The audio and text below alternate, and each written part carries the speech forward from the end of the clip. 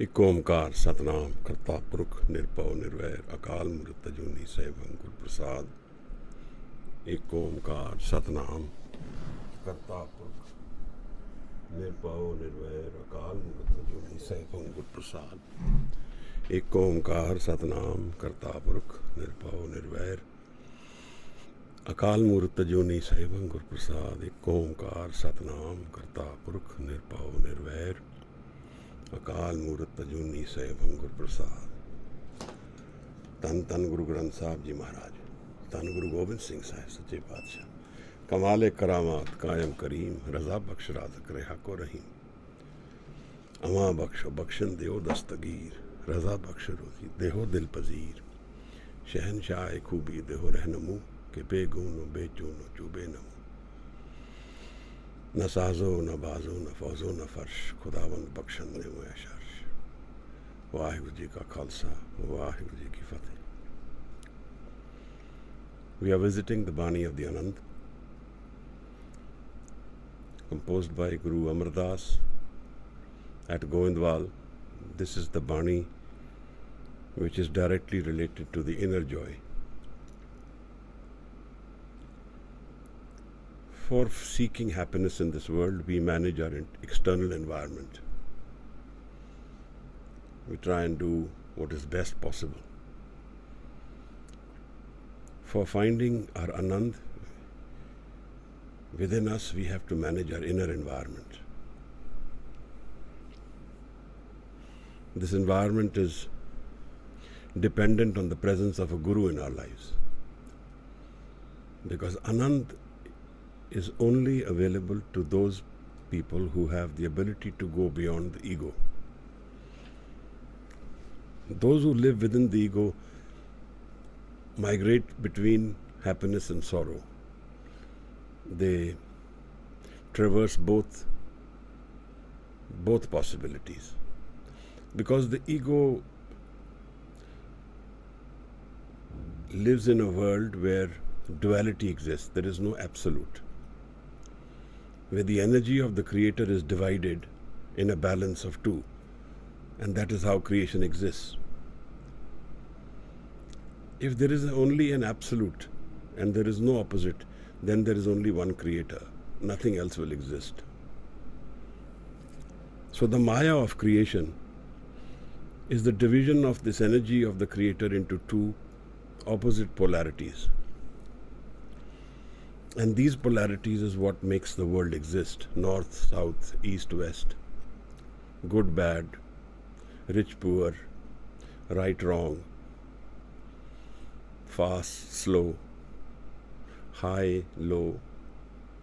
All these are the dualities in which the world is at play. And one of them depends on the other. What is good and what is bad, what is right and what is wrong, depends on the other. What is right is defined by that which is not wrong. What is good is defined by that which is not bad.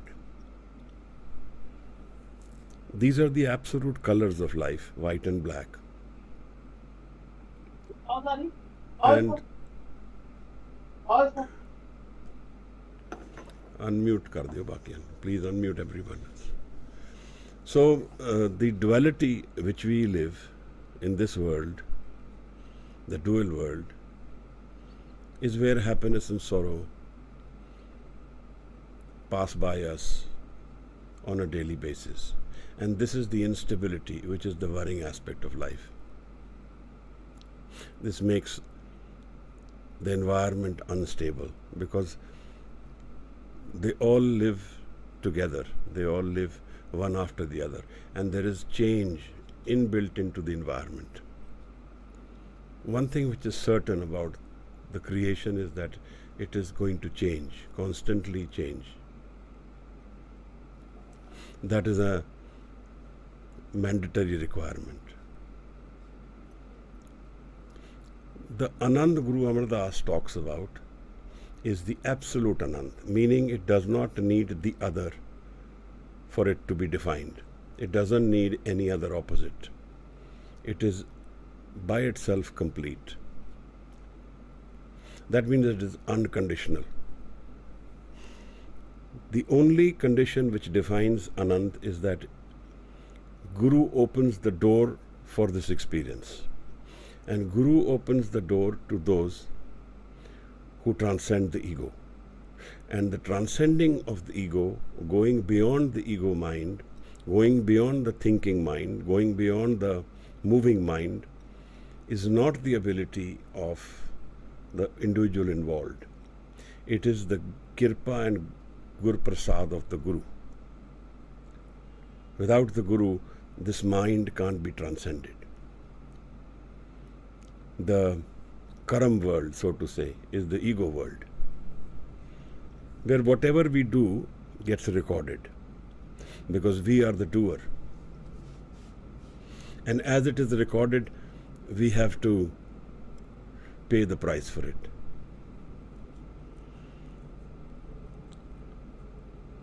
Punni पापी आखण ना है, कर कर करना लिख ले जाओ, आपे बीज आपे ही खाओ, नानक हुक्मी आवो जाओ. So one serious aspect of this environment which we live in is that first, it doesn't live in absolutes. Second thing is that it has desire. Because it is seeking, there is an inbuilt desire in the ego world, in the ego mind, in the moving mind. It is seeking happiness. And that leads to desire. It is called Trishna. And the desire is the reason for pain and sorrow. If I don't desire anything, if I don't want anything, if I have no needs, then I am absolutely free. But there is no one in this physical world who is devoid of desire. Here, to exist in the physical world, desire is a mandatory requirement. Needs and desire, the balance between these two will give us the difference between stress and relaxed mind. That mind which lives only in the need-based environment, I take only what I need, will be least stressed. That mind which is heavily built on desire, what I want, I want. It's not a need-based environment. That will be highly stressed. If that desire is far away from the present condition of the person. Somebody has $1 million in his bank and he wants an object for $500,000. That's achievable. So the stress is not there. But then desire environment is not dictated by my ownership. It's just a hunger. It's a search for happiness without looking at my present paradigm.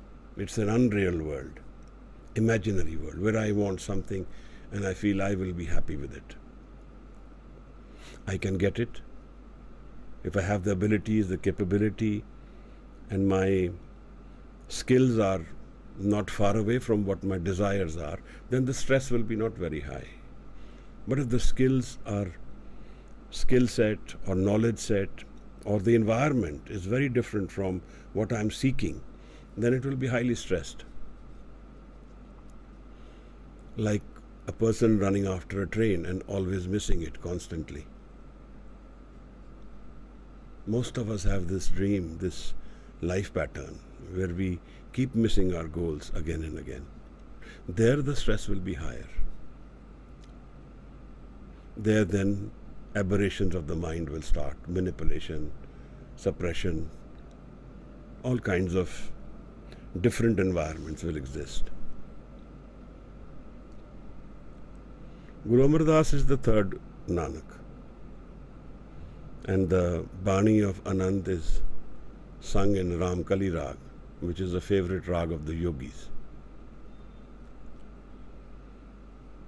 Anand also exists in the Hindu mythology, and a very nice saying from there is the Sat Chit Anand. That which is Sat is your Chit, is the Man, and that is the Anand. The trick here in this life is to transcend the ego. It's not what the ego owns, what the expanse of the ego is, what the conditioned mind, it operates in which environment, it doesn't matter. It may be a very negative environment. But if the individual has the ability to transcend, it may be a poor environment, it may be a rich environment, it may be a good environment or a bad environment. It is immaterial, because once we have transcended the ego, everything which comes with the ego is gone. A very nice saying of Bhagat Lochan, he's telling his wife, Dukrit Sukrit Tharo Karamri. Good and bad are your actions, our actions. When we live our actions, we get our deeds. But he explains in 4 or 5 different examples. He talks about Shiv. He tells us that Shiv forever had a mark on his head. Talks about Krishna and how pained he was.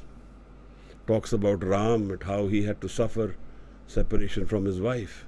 So he was given examples of those who are considered devtas also went through this pain of life. So don't imagine that we will be less pained in any way, because these are the exalted people. And then in the end of that Shabad he says, that is why I do not live and seek this happiness and sorrow environment. I do not want it. I live in the Naam environment. Japo Nama. That is why I live in Naam. Naam transcends the conditioned mind. It transcends happiness and sorrow. And it is the environment of the man where there is no ego, where there is no I. And I don't exist. Home naame naal pirodh hai. Doye na bas ek thaye. A small story related to this Bani of Anand has to do with a yogi coming to Guru Sahib and asking for salvation, asking for nirvana. And Maharaj tells him, you have one more life to live. You cannot get your freedom yet. When you are in your next life, you come to me. The story says that this yogi left his body and took birth as the grandson of Guru Amar Das. And this grandson was then called Anand. And on the birth of the grandson, this Bani was composed, it was sung. It's just a story. The Bani is defining our inner environment, our mind, our man. The real story of our lives is played out in our man. That's where we play this game of this life. And that is what will define whether we will know or not know what life is. But certainly, in a very nice way, Guru Sahib has explained and even based the definition of a guru on the basis of Naam, of Anand. When he says,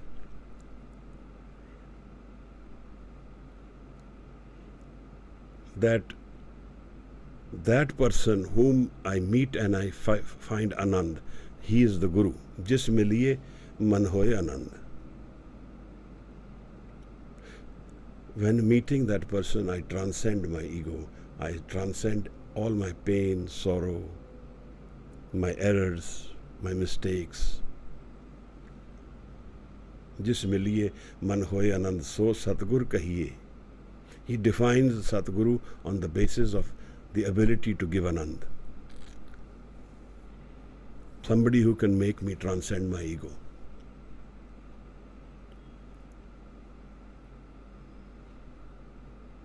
It's not an easy task to transcend your ego or our ego. We are defined by our ego. Everything we know about life is our ego. So transcending the ego is like meeting our own death. Dying to whatever we are.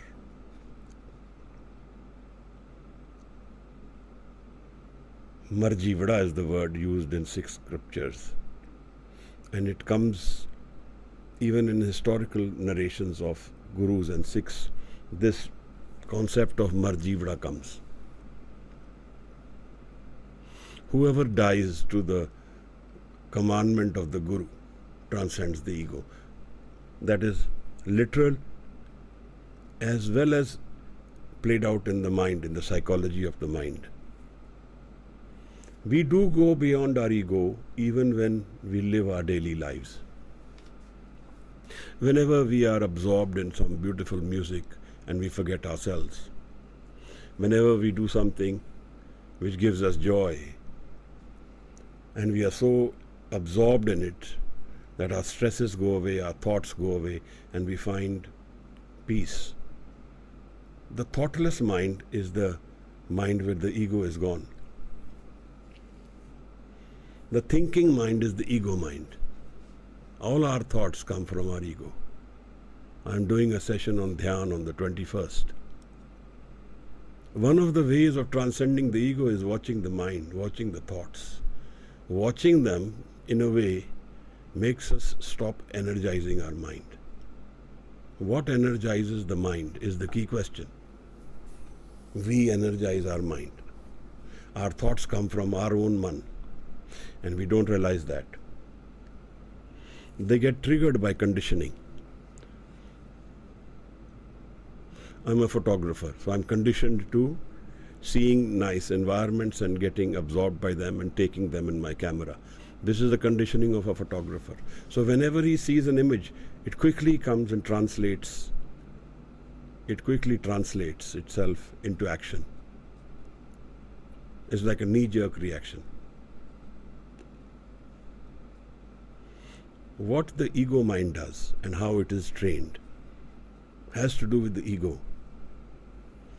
Ego is a journey which is not complete in itself. It's a journey where we seek completeness, but we never find it in the ego. The creator will never meet I, because either the creator is or either I am.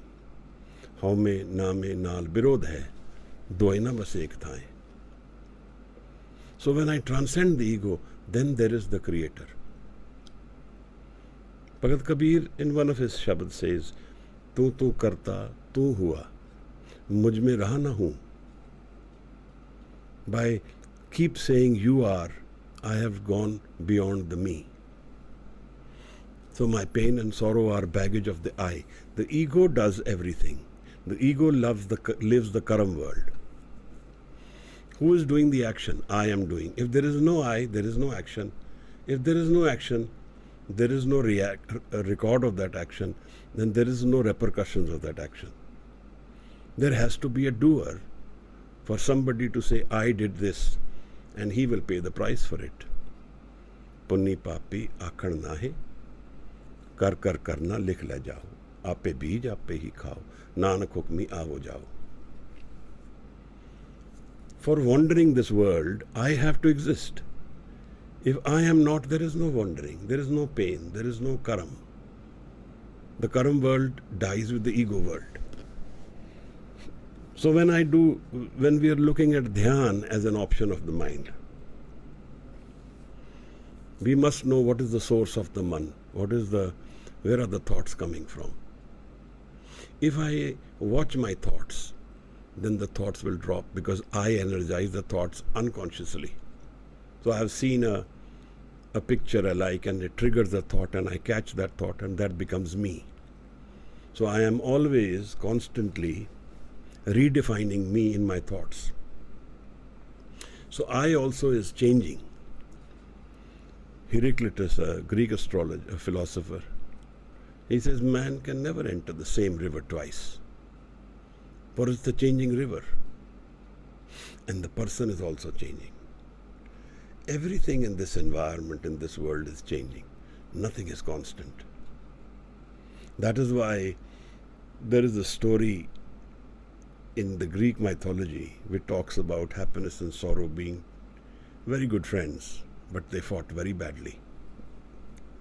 This is life, the duality of life. Those who are very close will fight very hard. Hatred and love are two sides of the same coin. They loved so intensely and then they fought very intensely. So the story is that they fought and then they went to God and then God tied their feet together. So if we are living with happiness, sorrow is not far away. As it says in the fable, it says, if you are with happiness, then sorrow is in the sofa next to it. Something like that. So the paradigm of the world where we live is the external environment, where we seek happiness. We do everything we want to be happy. We want a job which is stable. I want to educate myself, I want to look after my kids. That is all defined by my seeking happiness. But we seek unconditional happiness. We do not seek the changing happiness. We don't seek happiness which will become sorrow. So there is the conflict. The mind is constantly seeking happiness forever. And it gets happiness in spurts, in small trailers of life we get happiness. We live through the happiness, we never say, what is the reason I am happy? Because the happiness is such an intoxicating mistress. It takes my life's energy and I flow with it and I forget myself. But the moment sorrow comes, I say, why am I sorrowful? Why is there pain? Why is there conflict? Why am I sad? Today's spirituality is based on the exposure to pain. If we look at the primal guru who has come first, Gautam Buddha, is triggered by facing pain. A prince goes out of his house after decades of living in an insulated environment, meets illness, old age and death, and he's shaken to his core. He says, if this is the end of life, then there is no life. Then there is no happiness. It's all this pain only. And he leaves his entire environment to go and seek a solution to this. So the first foundation of Buddhism is that life is pain. Life is dukkha. And the reason for dukkha is trishna, desire. And the way out of desire is nirvana. And then the story of nirvana starts. Freedom, seeking freedom from all my conditioning. So the ego we were talking about is like traveling in a boat, crossing a river. I get onto my ego boat, cross the river, leave the ego and go the other side. Life is a journey with the ego. But I have to leave the ego to know life. Ego is a part experience of life. Ego is the changing part of life, the thinking part of life. This I is built on unchanging mind, that which never changes. The canvas of the sky is blue, the clouds are the changing environment. What is it that never changes? Where does that reside? And how do I seek that? That search lies at the inner core of our lives. Every one of us wants this environment where we are happy forever and unconditionally. Nobody takes away this happiness. So Guru Amar Das in this Bani only will explain to us, Surnar Munjan Amrit Khoj De, so Amrit Gurte Paya. So leaving this ego environment is not possible by the ego itself. Rajbir Singh is an ego. It was conceived when he was born. The body is part of this ego. Knowledge is part of this ego. The relationships, the society, the environment, everything we know or we want to know has to do with the ego world. And this is a temporary, transient world, not a permanent environment. In the end of life, ego will go, and so will all the conditioning go away. All the conditioning will be gone so the ego is not permanent. What will remain of the ego? Nothing will remain of this ego.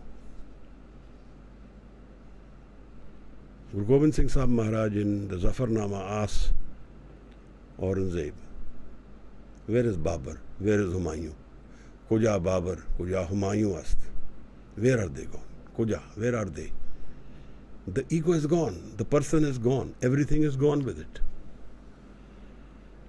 There are only two possibilities in the end of life. One is the shredding of the ego, whoever I am. I'm Amrit Singh or Amrit Kaur. End of life, Amrit Kaur is gone. There is no more Amrit Kaur, the conditioning is gone. What remains is only the baggage, mostly all the pain. We carry a huge amount of baggage in our souls, our spirits, our mind. All the incomplete enneagrams of life are carried in the man. Maharaj says, Sant janam har jas gayo, कोट जन्म के दुख गवायो, coat जन्म के दुख गवायो. Pain rests in the mind, and there is what our uneasiness, restlessness, our inability to focus, dhyan, has to do with this baggage which we carry. We don't know what baggage our man carries. We can know it if we go into our man. So Kabir says, इस मन को कोई खोजो पाई. Search this mind. तन छूटे मन कहाँ समाई. When the body goes, where does the mind go? What is the nature of this mind? That has everything to do with our search of Anand, our knowing Anand. And when we traverse through the Shabads of Guru Amar Das, the third Nanak, about this experience of Anand. And Anand is an experience which is forever.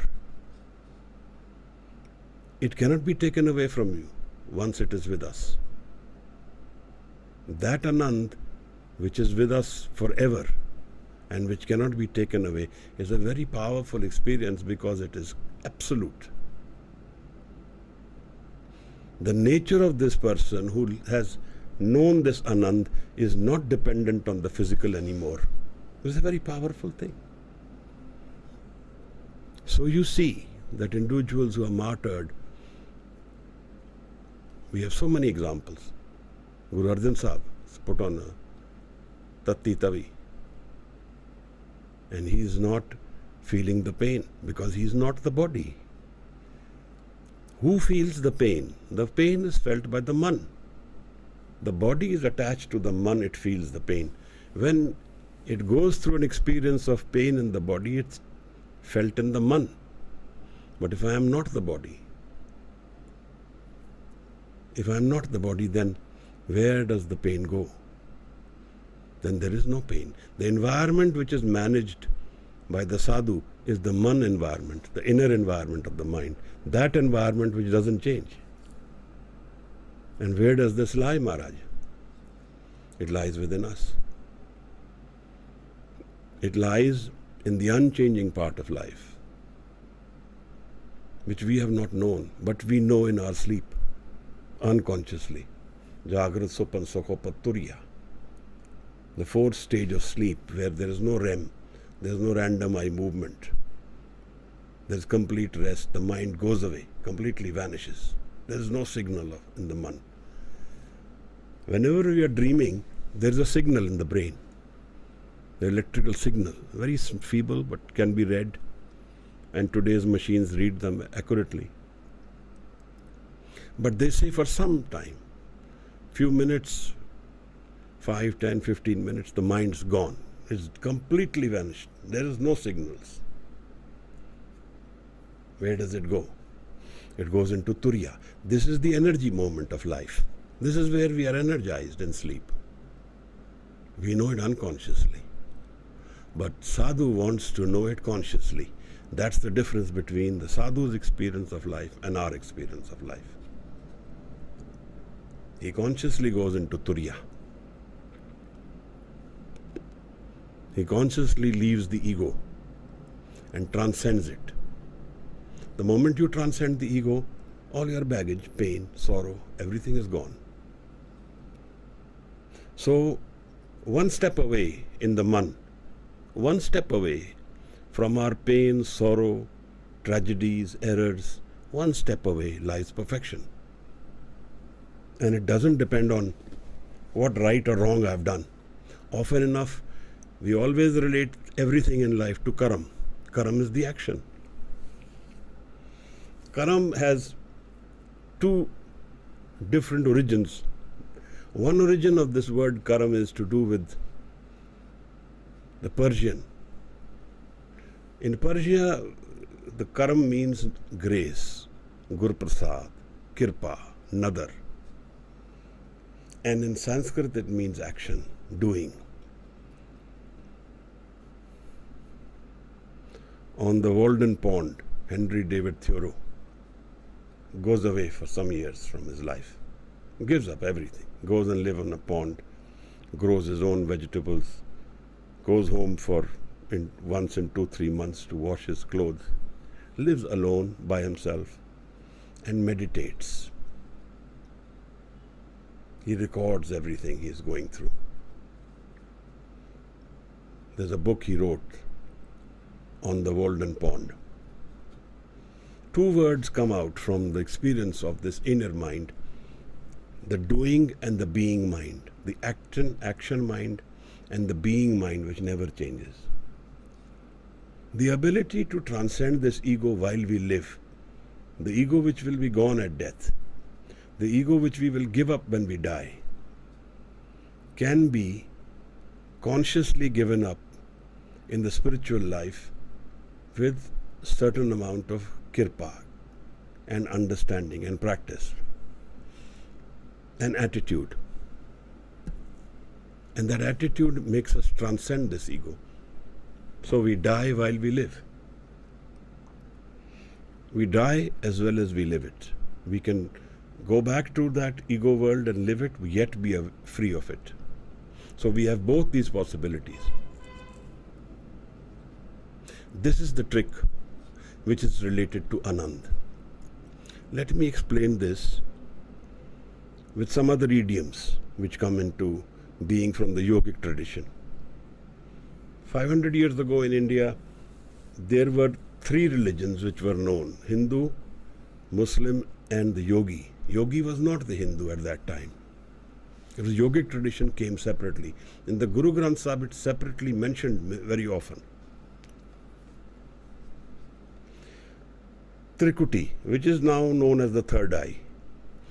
Trikuti is the place where we rest our ego mind. If we are able to do dhyan, then our dhyan will go ultimately at our Trikuti, which is the third eye. The other day I was trying to observe someone's session and they were arguing with me that that's not true, that Trikuti. But Trikuti comes from the yogic tradition. Whatever tradition anything comes from, life's basic paradigms and building blocks will be the same. They will be named differently. There will be a body, there will be a man, there will be an experience of the man, if it is known. So the Trikuti is the place where our ego's border exists, borderline. If we can do dhyan, then our dhyan will go up to the Trikuti only, not beyond it. And the Trikuti is here at the middle of the eye. So if a yogi is sitting in dhyan, he will go into the Trikuti naturally, which they call Kundalini. They have different names. That's irrelevant what name you call it. The experience is the same for everyone. How you open that door to go to the Trikuti differs. The attitude of the yogi and Guru Nanak's approach and the Buddhist approach is different paradigms. But the gate is the same. A Buddhist approaches it in a certain way, yogi approaches it in a different way, Guru Nanak approaches it in a different way. But they all go to the Trikuti and beyond it. We cannot go beyond the Trikuti in our ego man. We have to drop the man. We have to drop the thought. So in the Guru Granth Sahib, a very beautiful saying, he says, "Kyon Gurbin Trikuti should see." Why? How will you drop the Trikuti without the Guru? The Guru has to transcend. A very beautiful Bhagat from Namdev. I often quote his Shabad.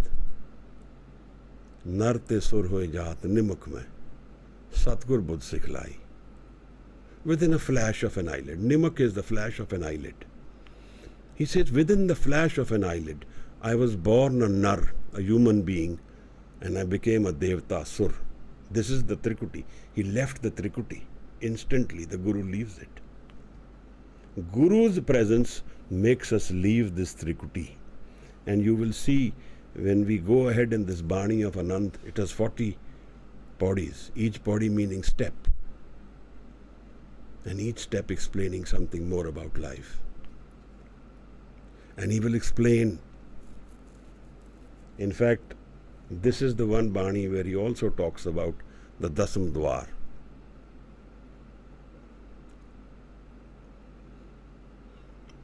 Where there is Mahanand. He says, where I am living in Maha-Anand, unconditional Maha-Anand. I could be in tattered clothes. I could not be fed maybe. I would be hungry physically. It does not matter. Maha-Anand is an experience open to those who have met their Guru, who is perfect Guru. Pure Gurte naam paya jaye. The Guru, who is complete, gives us a new life beyond the ego. Satgur ke jan mein gaman mitaya, and a wandering ceases. So if you really want to know who is the Guru, you can never know until you are yourself vacant. Because we don't know who are those people who have the ability to make us transcend the ego. Bulle Shah, in one of his poetry, says, ना मैं नमाज़ां पढ़ियाँ, ना मैं चलिए कट्टे, ना मैं गंगा नहाया. बुल्ले शाह नूं मुर्शद मिलिया, उन्हें एवें ही जा बख्शाया. He says, I didn't go for namaz, I didn't go for Hajj, I didn't go to Ganga, I did nothing. I met a perfect Guru, I met the Murshid. And he saved me, एवें ही जा बख्शाया. He made me transcend my ego. Inayat Hussain was the Guru of Bulle Shah. And he danced to Kanjri Baniya.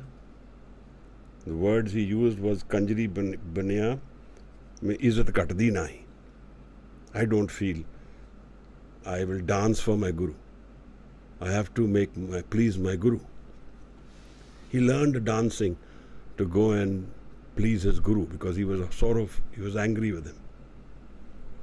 What I'm trying to say is that the concept of Guru, which Guru Amar Das opens in the beginning of the chapter, he hits the nail on the head.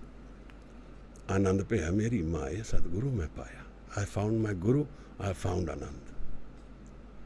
When the Guru is pleased, Satgur miliye. The Maha-Anand of life opens. Maha-Anand is unconditional Anand. To get Maha-Anand, we nurture the inner environment. We nurture the thoughtless man.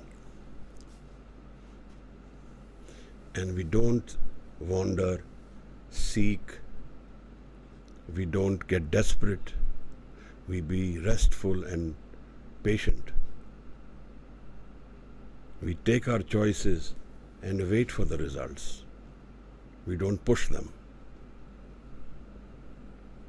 Being patient, santok, gives us stability.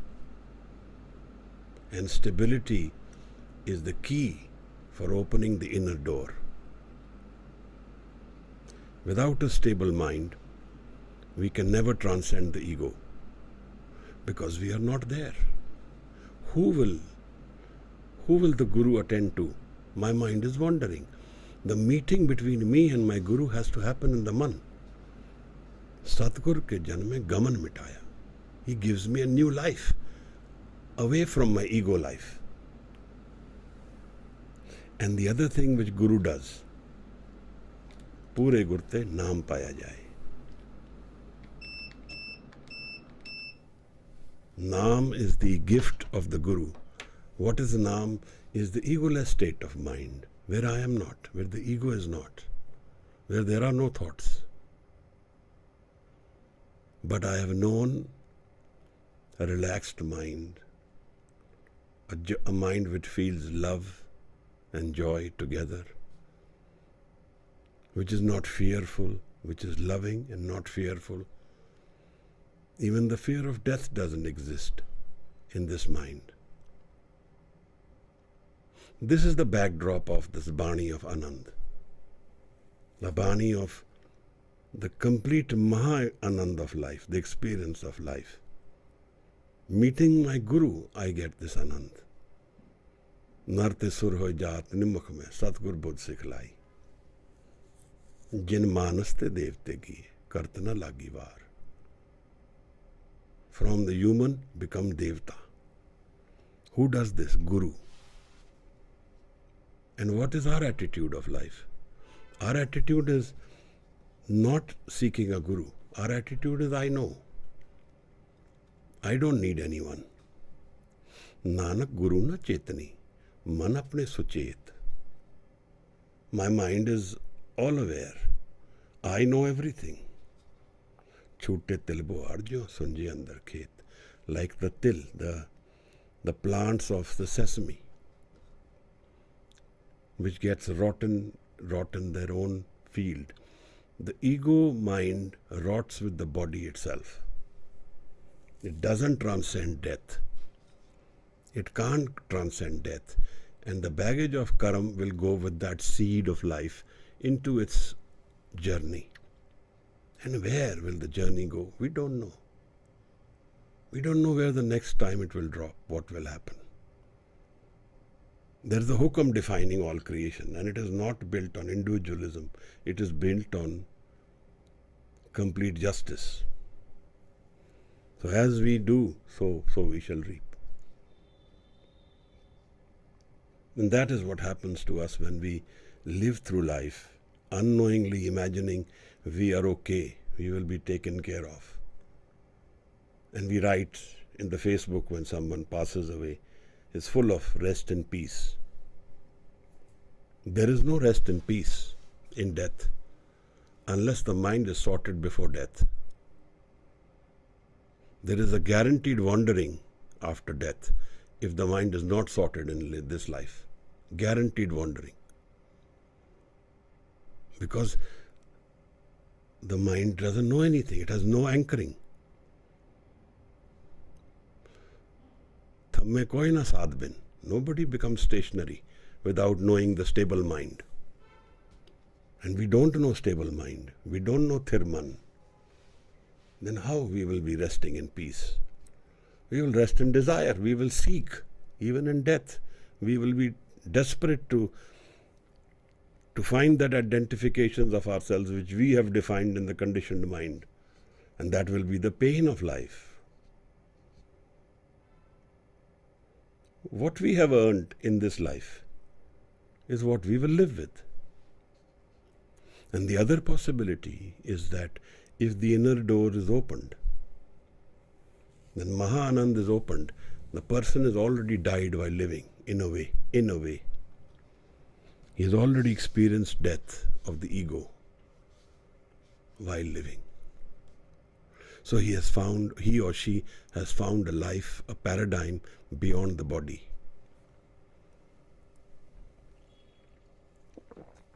And where does that live? We start with the second Shabad, second Pauri today. I think I've given enough of a backdrop. Now we will meet Guru Amardas, the third Guru Nanak. Place is Goindwal. It's a lovely location. 3 gurus are related to Goindwal. And the seeds of the creation of the Darbar Sahib, which people know as Golden Temple, was sown in Goindwal by the orders of Guru Amardas. Langar was started by Guru Amardas. Women empowerment was done by Guru Amardas. So many beautiful traditions were started by this aged Guru, who 83 years of his life. For 12 years he carried a water urn for Guru Angad Sahib's bathing in the morning. He'll go to the river, carry it on his back for 12 years. He did this tap and seva. And a beautiful story, katha about his life. One of these nights, in the middle of the darkness, Guru fell. And while he was falling, they say he didn't care for his body. He cared for his water, Guru's water. He cared for the urn he was carrying. This is an example of how a person goes beyond the body. Bade. His dhyan is not in his body. It's gone beyond. And people would call him Amaru Nithama, because he was living in his in-laws' house now and serving the Guru. Left his own identity. So see, the identity is gone. The ego is gone. And every year, Guru Angad gave him a siripao, a piece of cloth of honor, which he might be giving to many Sikhs. And 13 of them were given to him. So before he gave him Guruship, Guru Angad asked him, I gave you 13 siripaos. Where are they? And he was carrying them in his head. All 13 of them he tied on his head. And he made him count all the 13. It's not the cloth. It's not the counting. It's the Gur Prasad which I did not waste away. The kirpa of the Guru was always nurtured positively. That is the message. I was never in denial. Never in 13 years did I say, I am not your Sikh now, which we all say every day. We don't know how to manage our inner environment. Our egos are very strong. Our whole life experience depends on the ego principle.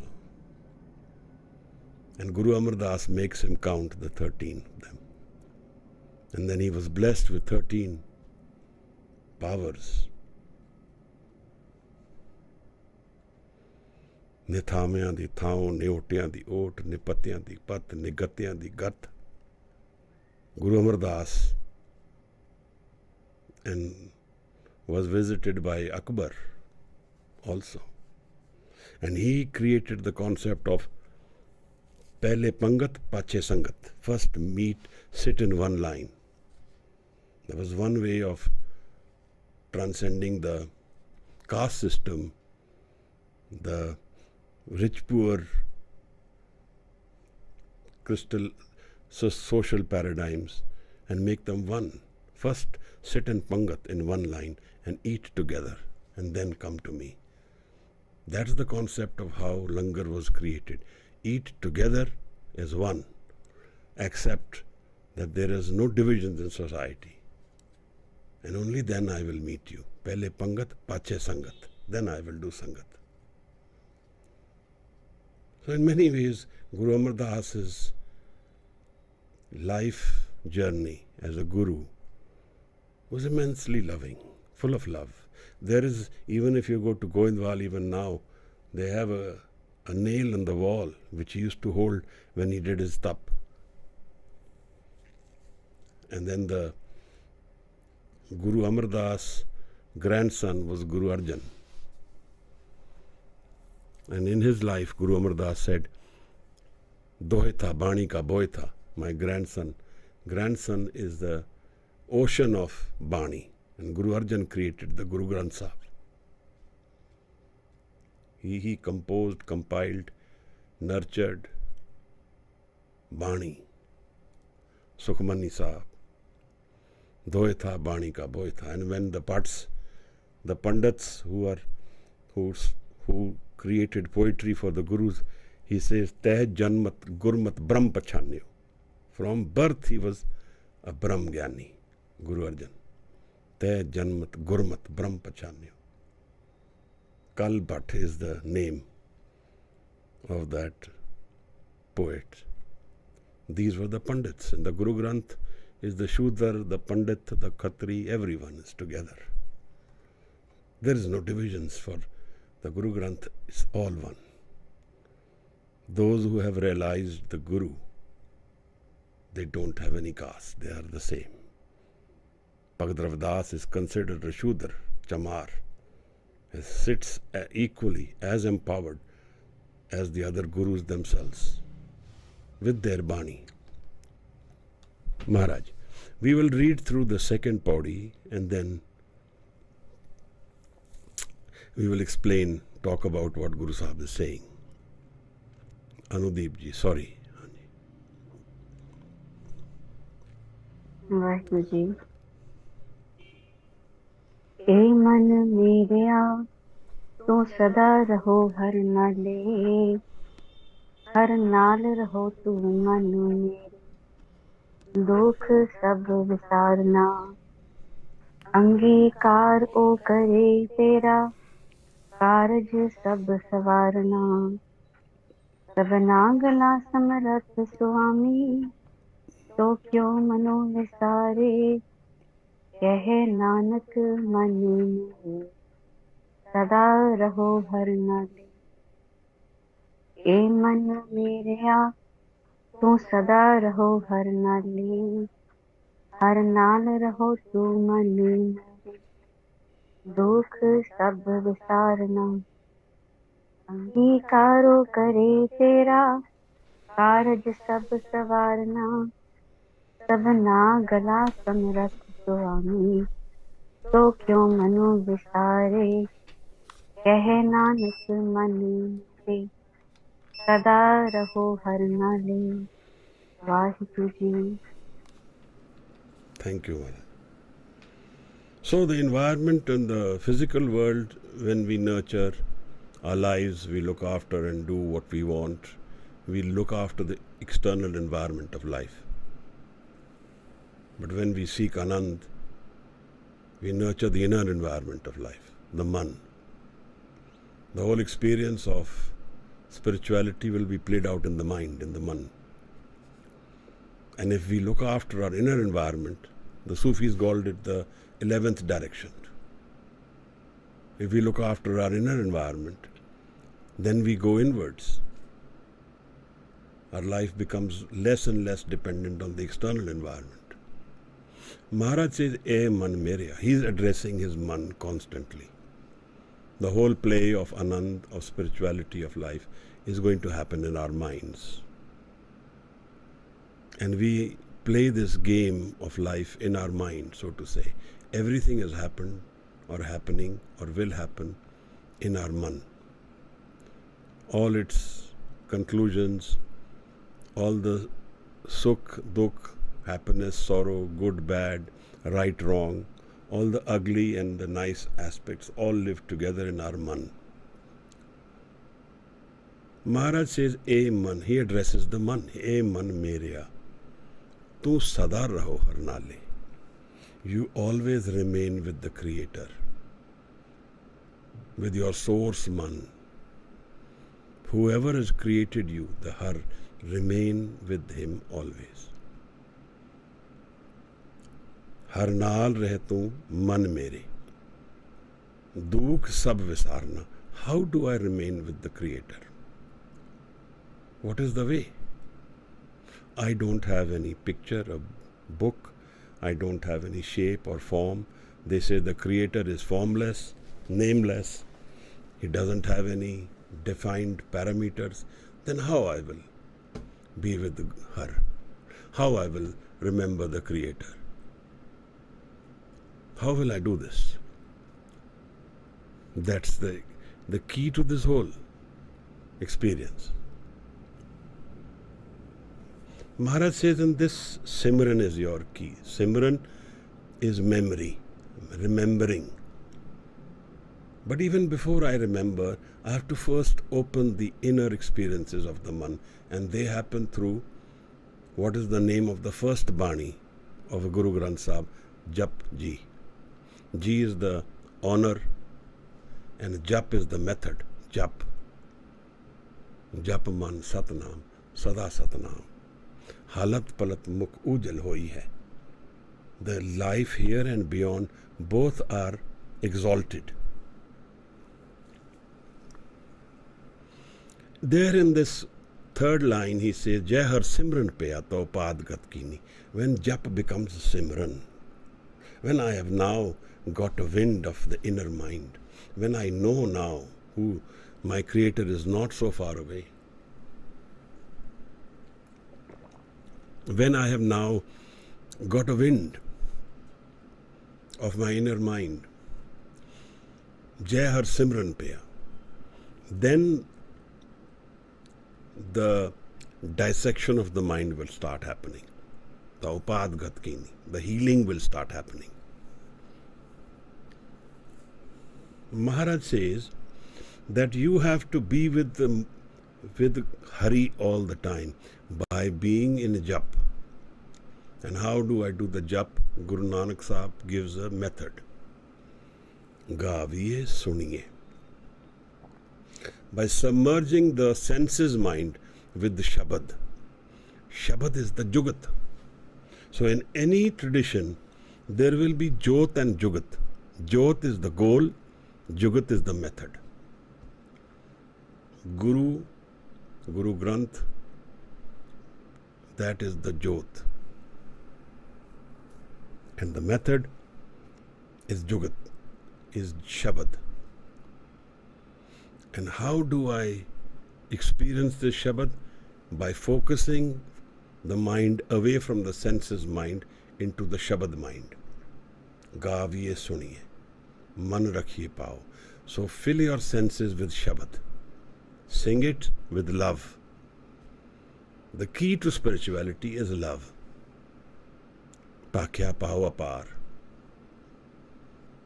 Gaviye suniye, man rakhiye pao. Suniye maniye, man kita pao. 4 to 5 places, even 6 I think. In the Japji itself he mentions love. Pao khala agan taptao, panda pao amrit tal. The real utensil which will carry the amrit of life is made out of love, not fear. So sing the Shabad with love. Gaviye, suniye, man rakhiye pao.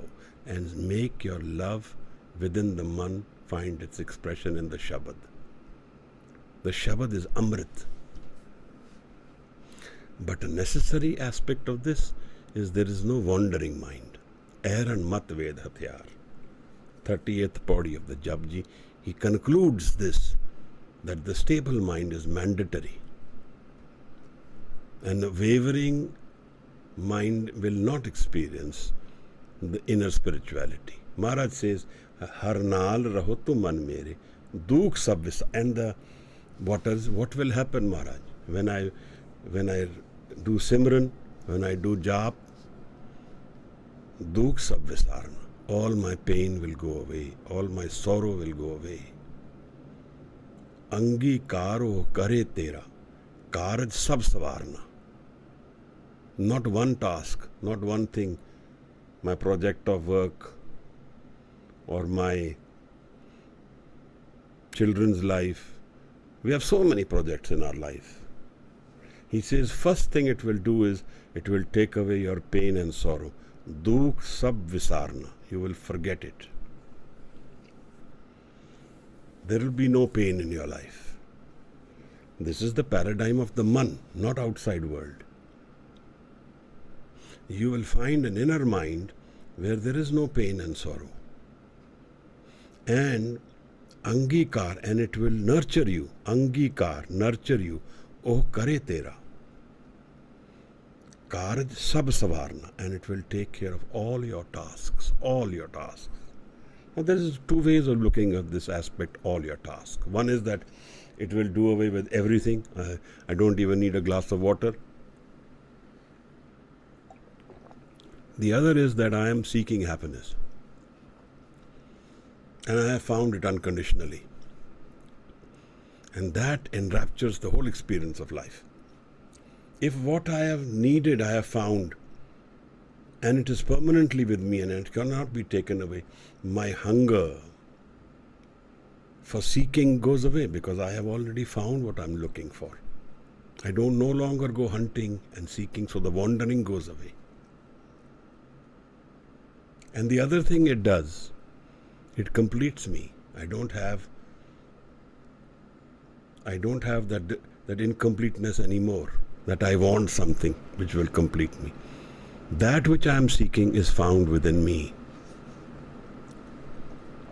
हीरे जैसा जन्म है, कोडी बदले जाए. Life is like a diamond.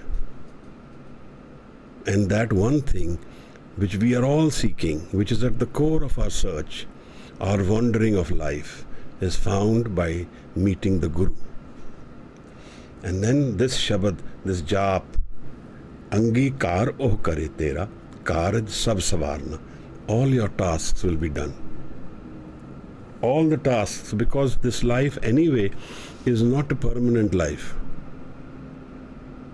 The ending of this life has two possibilities. One is we go away in the ego paradigm and the ego gets shredded and the life takes new form and shape. Kar tar fir thaki bahut tere, jaat asankant nahi mere. So many doors, kar, houses, dar, fir, wandering, thaki, tired. I am tired of wandering through so many lifetimes. Jaat asank, so many forms, infinite forms. Ant nahi mere, no end is to the wandering of the human soul, is to the wandering of the pain of life. Angikar ho kare tera, karaj sab savarna. And it takes care of everything. Every task, everything is taken care of. Sabna Gala Samrat Swami. The Creator is capable of everything, of infinite possibilities. So kyo mano bisare? Do not forget him in your man.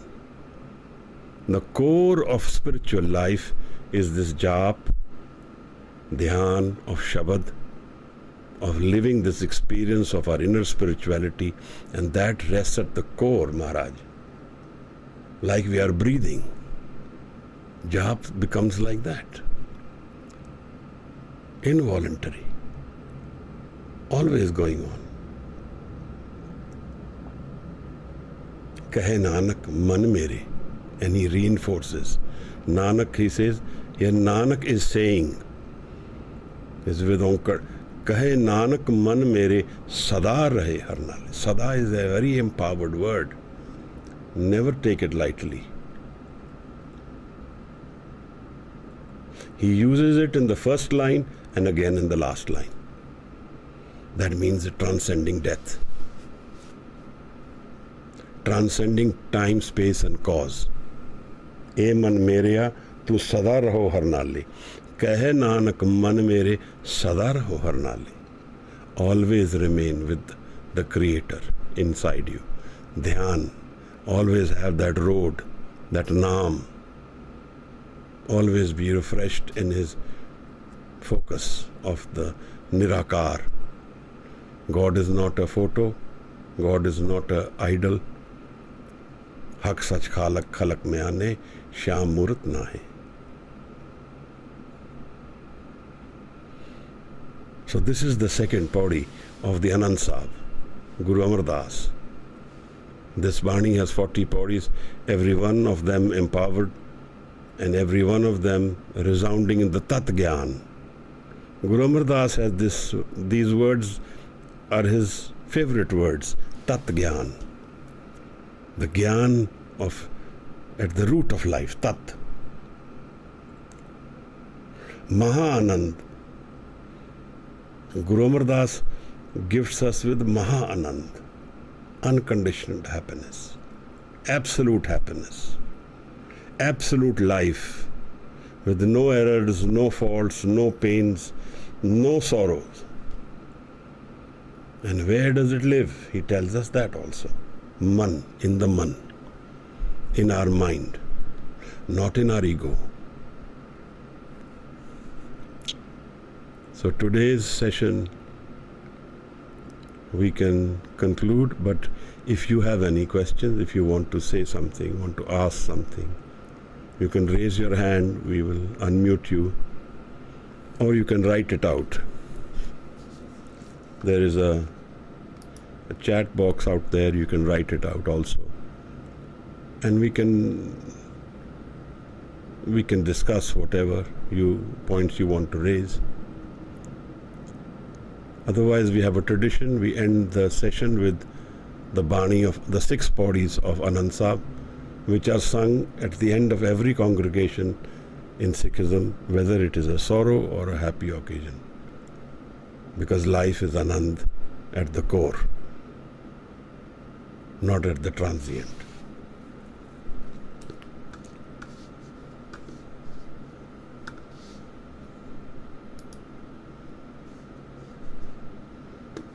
We have some new people, maybe.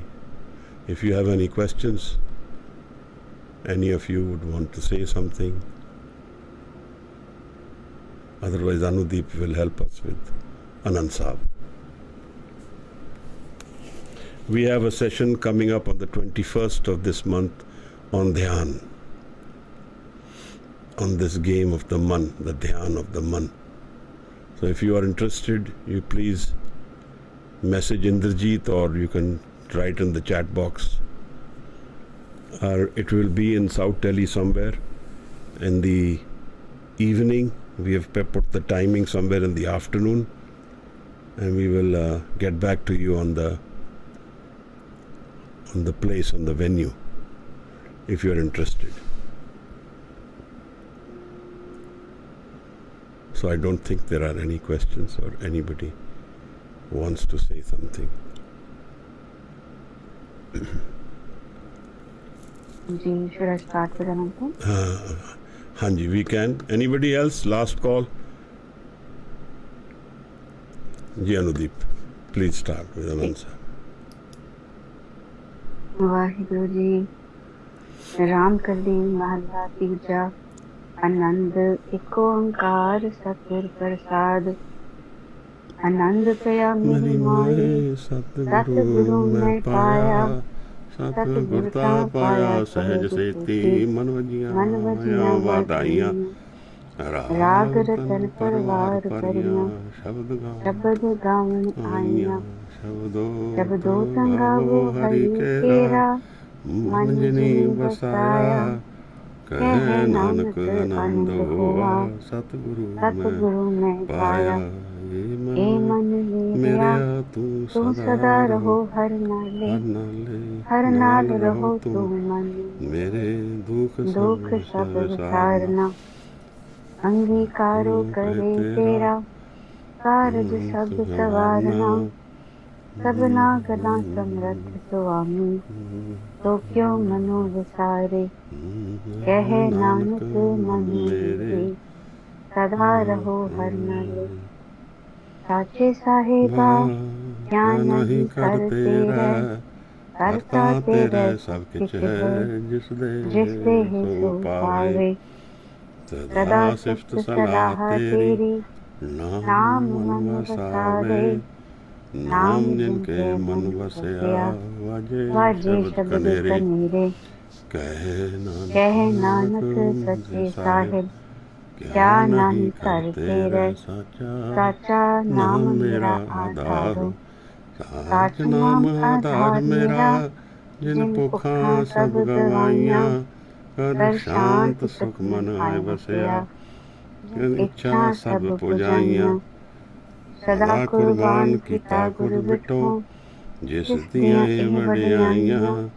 ਕਹਿ ਨਾਨਕ ਸੁਣੋ ਸੰਤੋ ਸ਼ਬਦ ਧਰੋ ਪਿਆਰੋ ਸਾਚਾ ਨਾਮ ਮੇਰਾ ਆਧਾਰੋ ਵਾਜੇ ਪੰਜ ਸ਼ਬਦ ਗੁਰ ਘਰ ਸਭਾਗੈ ਘਰ ਸਭਾਗੈ ਸ਼ਬਦ ਵਾਜੇ ਕਲਾ ਜਿਤ ਕਰ ਧਾਰਿਆ ਪੰਚ ਦੂਤ ਤੁਧ ਵਸ ਕੀਤੇ ਕਾਲ ਕੰਟਕ ਮਾਰਿਆ ਤੁਰ ਕਰ ਪਾਇਆ ਤੁਧ ਜਿਨ ਕੋ ਸੇ ਨਾਮ ਹਰ ਕੇ ਲਾਗੇ ਕਹਿ ਨਾਨਕ ਤੈ ਸੁਖ ਹੋਆ ਤਿਤ ਕਰ ਅਨਹਦ ਵਾਜੇ ਆਨੰਦ ਸੁਣੋ ਵਡ ਭਾਗੀ ਹੋ सगल मनोरथ पूरे पार ब्रह्म प्रभ पाया उतरे सगल विसूरे दुख रोग संताप उतरे सुनी सची बाणी संत साजन पै सरसे पूरे गुरते जानी सुनते पुनीत कहते पवित्र सतगुर रहा पर पूरे बिनवंत नानक गुर चरण लागे वाजे अनहद तूरे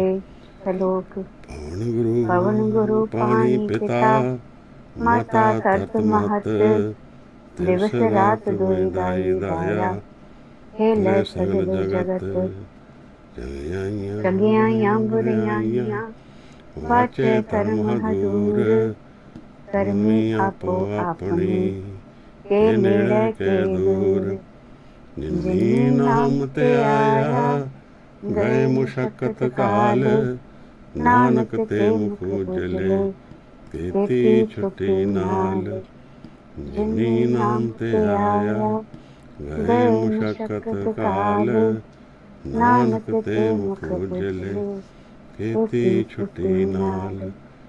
वाहिगुरु जी का खालसा वाहिगुरु जी की फतेह।